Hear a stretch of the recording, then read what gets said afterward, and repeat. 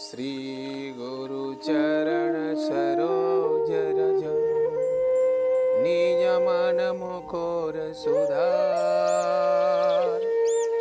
वरण रघुवर बिमल जस जो दायक फल चार बुद्धिहीन तनु जानिक सुमिरौ पवन कुमार बल बुद्धि विद्या देहु मोहि हरहु कलेश विकार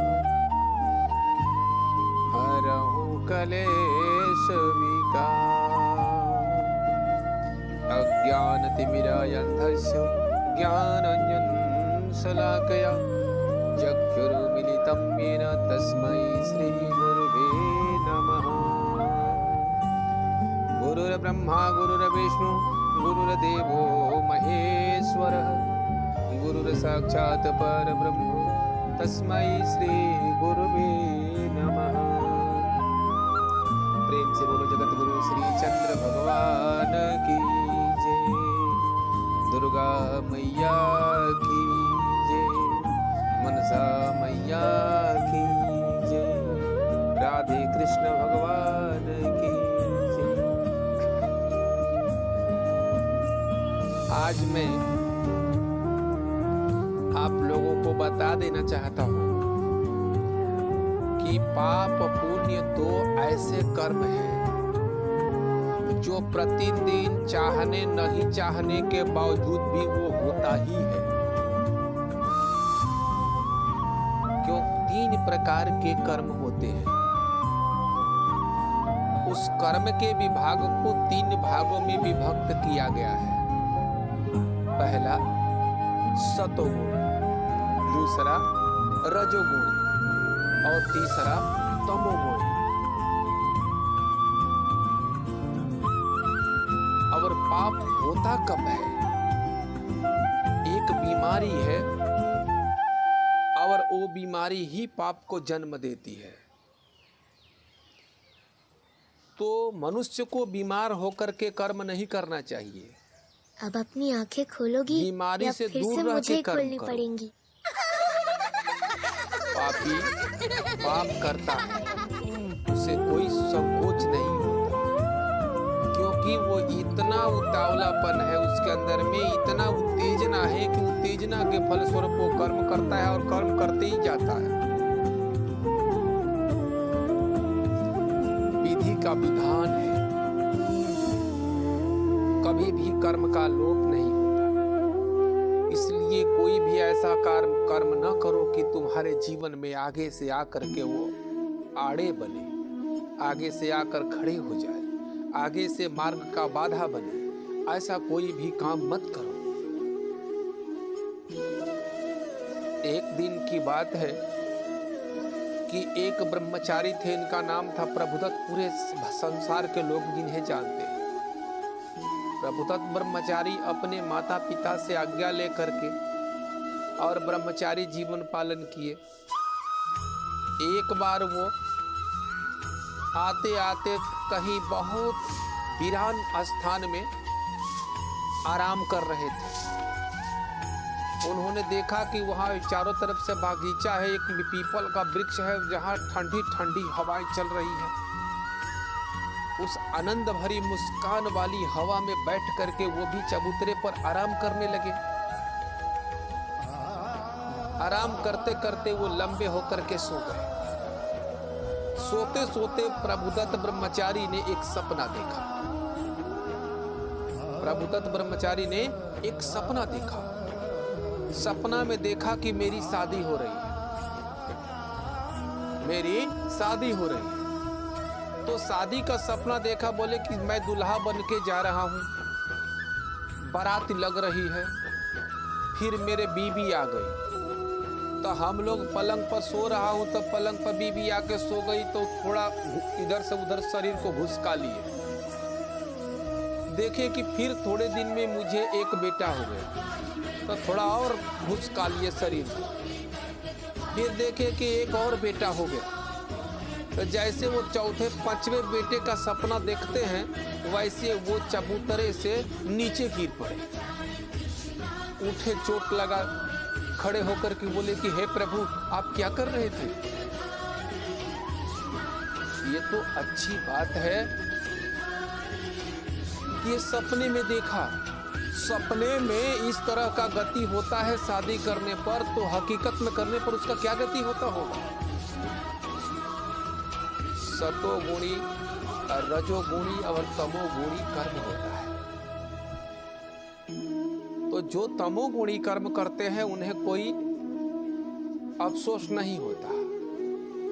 जो रजोगुणी कर्म करते हैं उनको कुछ देर तक अफसोस होता है, उसके बाद कहते हैं चलो जो होना था हो गया। लेकिन जो सतोगुणी है, और उनसे जो पाप होता है वो कभी क्षमा नहीं होता, कभी भी क्षमा नहीं होता। एक समय में नारद जी के मन में पाप जगा। वो पाप क्यों जगता है? अचानक नारद जी को श्राप मिला था महाराज दक्ष का। दक्ष ने सभी अपने पुत्रों को जंगल में जाने का ये जान करके कि हमारे भाई नारद ने ही उपदेश देकर के ब्रह्मचारी जीवन पकड़ा दिया, तो दक्ष ने उन्हें क्रोध में श्राप दे दिया कि जा, तू भाई नहीं है, तू तो कसाई है, जा, तुझे श्राप देता हूं, कभी भी तू चैन से एक जगह नहीं रहेगा। नारद जी उस दिन से उस श्राप के वशीभूत होकर के आज तक एक जगह नहीं ठहरे। ऐसी परिस्थिति में त्रेता युग में रमण करते करते करते करते वो पंचवटी के तट पर जाकर के पंचवटी में गए, और पंचवटी में जाकर के वो एक जगह पर टिक गए।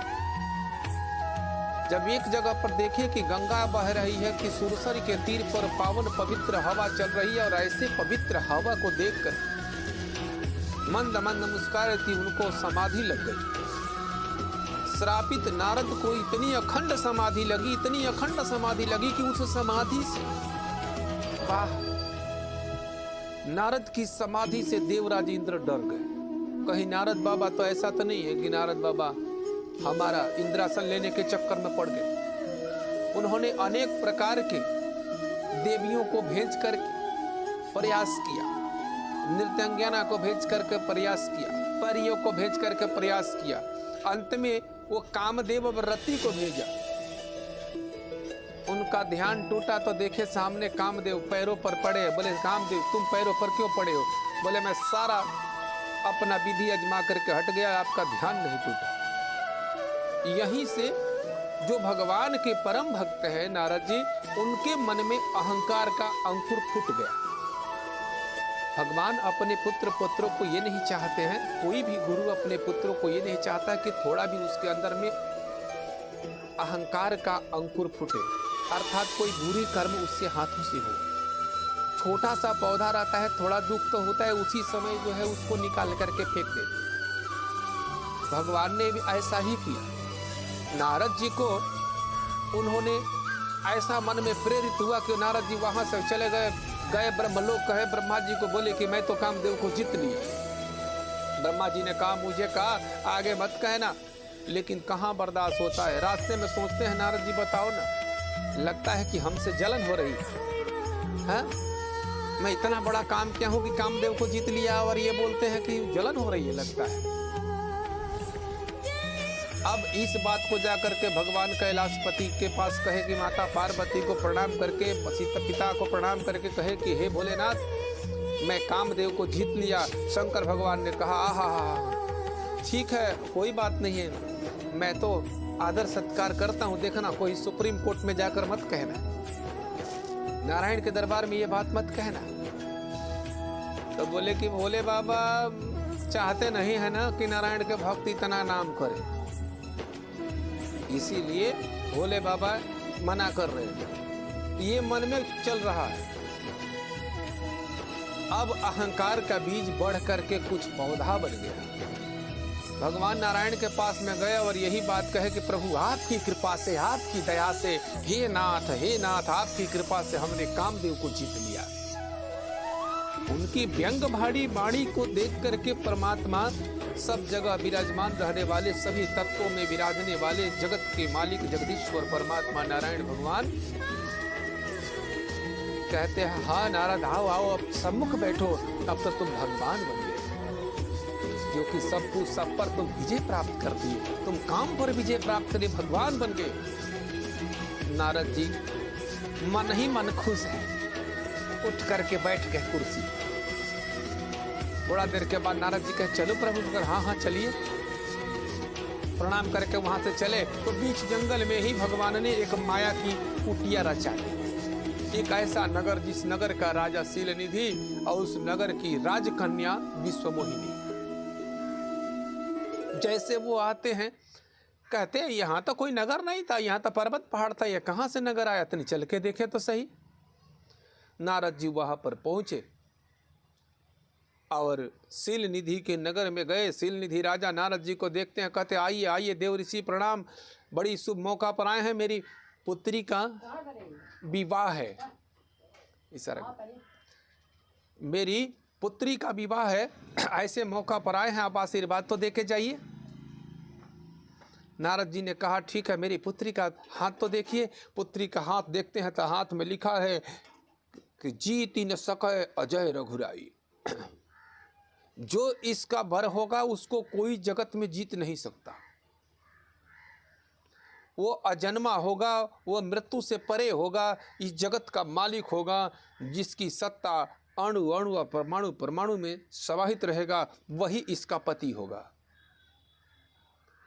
थोड़ा दूर हट करके मन में सोचने लगे, दुनिया का सबसे बड़ा सुंदर तो हमारे भगवान ही है, क्यों ना चले कि गुरुजी आज भर के लिए अपना रूप दे दो ना, अपना काम बना ले। नारद जी विष्णु लोग थोड़ा दूर गए, बोले जाने आने में तो बहुत टाइम लगेगा। नारायण का ध्यान किए, नारायण प्रकट हुए, क्या बात है नारद जी? बोले प्रभु एक दिन के लिए आप अपनी रूप दे दीजिए। बोले क्या करोगे?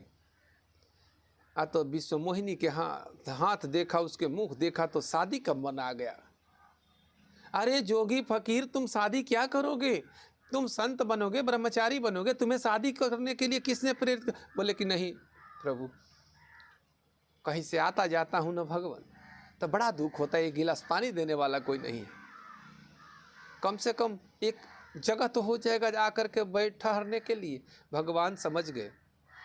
जिद करने पर भगवान ने, नारद जी ने कहा कि देखिए प्रभु, जाहि विधि नाथ होई ही तमोरा, सोई उपाय करऊं का तोरा।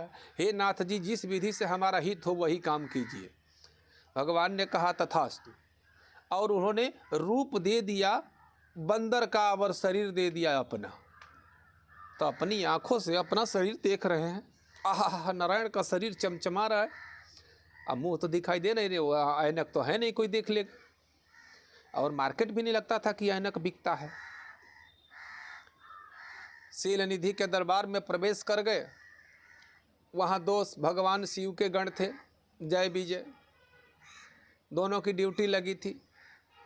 मायापति की लीला, नारद जी कभी इस कोने कभी उस कोने लड़की बरमाला लेकर के घूम रही है, कभी इधर उधर। तो जय विजय देखते हैं तो कहते हैं, देखिए देखिए बाबा, बाबा इधर से लड़की देखी नहीं है, अब से बैठिए, लड़की आपके ही अंदर तो डालेगी कि आपसे सुंदर तो कोई है ही नहीं। बहुत परेशान करने के बाद नारद जी को बोले, अरे तेरा रूप नहीं देखता है तो जाकर के पानी है दूर में देख आओ ना। जाके गए, पानी में देखने गए, तब तक उसी समय में भगवान वहाँ पर आए नारायण, और नारायण के गले में वो माला डाल करके रथ पर सवार होकर चली रहे थे कि उधर से पानी में देखे हैं अपना रूप तो जल के राख हो गए। ऐसे जल के राख, जल भुन के राख हुए कि जिसका सीमा नहीं रहा। क्रोध में आकर के भगवान को श्राप दे दिए कि जिस विरह में मैं तड़प रहा हूँ, अरे मेरे से 100 गुना ज़्यादा विरह में तुम तड़पोगे। नर बन करके एक साधारण जीव की तरह मैं शादी के लिए, औरत के लिए तड़प रहा हूँ, आप इसी औरत के लिए आप भी जो है तड़पते रहोगे।